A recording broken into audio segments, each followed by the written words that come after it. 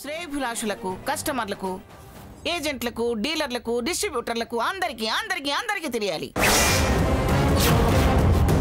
అమ్మమ్మ herbal pharma ఎండి గారి గురించి అందరికీ తెలిసేలా చెయ్యండి.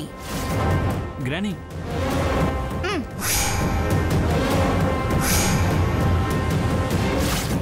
మొత్తం ఈవిడ చరిత్ర, బుద్ధి, స్వార్థం అందరికీ అర్థం అయ్యేలా చెయ్యండి.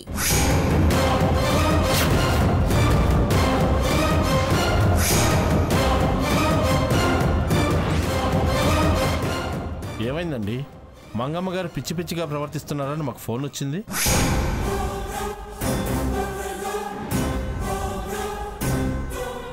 ఏంటి? మా నాన్నమ్మ పిచ్చి పిచ్చిగా ప్రవర్తిస్తుందని ఫోన్ చేశారా? అవునండి. ఎవరు ఫోన్ చేశారు? ఎప్పుడు ఫోన్ చేశారు? 93724615. ఈ నంబర్ నుండి సీత గారు ఫోన్ చేశారండి.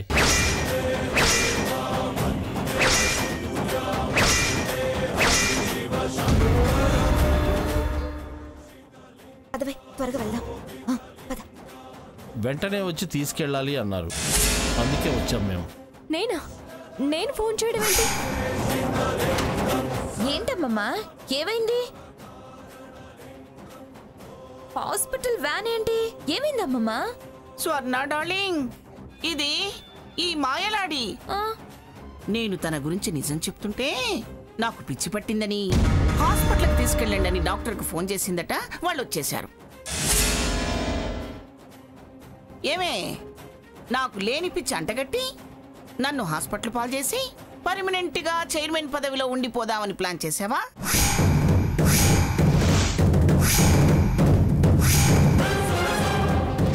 చిచి, ఎంత దుర్మార్గురాలివే. నేనెప్పటి నుంచో చెప్తున్నా, ఇది మేకతోలు కప్పుకున్న నక్క. అమ్మమ్మని పిచ్చడానికి నీకు నోరెలా వచ్చింది? అసలు నువ్వు బయటికి ఎలా వచ్చావే? గదిలో పెట్టి తాళం వేస్తే గదిలో మగ్గి చేస్తాననుకున్నావా? దీనికి ఫోన్ చేస్తే వచ్చింది. తాళం పగలగొట్టి బయటికి తీసుకొచ్చింది.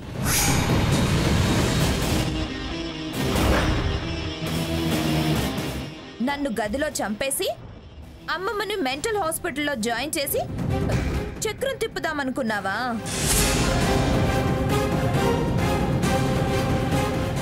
సాగవు, నీ ఆటలు సాగవు. దుర్మార్గాన్ని భగవంతుడు సాగనివ్వడు. ఏ నంగనాచి, ఇప్పటిదాకా చేసింది చాలేదా? ఎందుకే నీకంత స్వార్థం? ఆస్తి, పదవి అన్నీ నీ సొంతం చేసుకోవాలని దుర్బుద్ధ. నా స్వర్ణ డార్లింగ్ ఎప్పుడో చెప్పింది, నేనే నమ్మలేదు. నానమ్మ, నువ్వేనా ఇలా మాట్లాడుతుంది? లేదా ఎవరైనా నీతో ఇలా మాట్లాడిస్తున్నారా? అమ్మా, అలాంటి వాళ్ళది నిజమైన ప్రేమ కాదు, అది వ్యామోహం. ఎగ్జాక్ట్లీ చిన్నత్త, నిజంగా ప్రేమించుకున్న వాళ్ళు అలా చేయరు. ఎంత మనసు విరిగిపోతే కన్న కూతుర్ని పట్టుకొని మా దృష్టిలో చచ్చిపోయా ఉంటుందా తల్లి?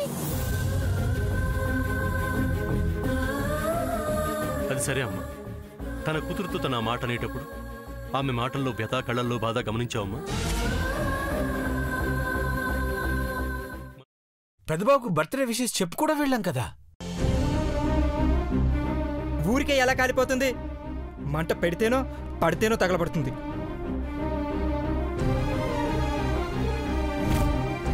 కరెక్ట్ చిన్నబాబు, నీకొచ్చినట్టే నాకు డౌట్ వచ్చింది.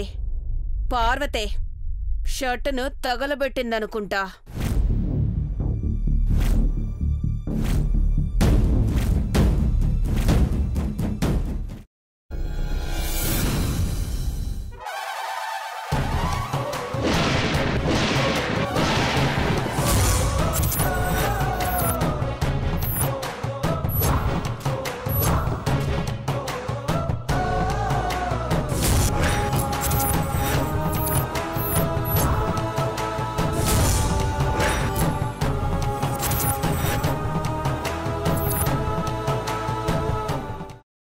వేయించుకున్న తర్వాత పొట్టు తీసేసి చాప్ చేసి పక్కన పెట్టుకోవాలి.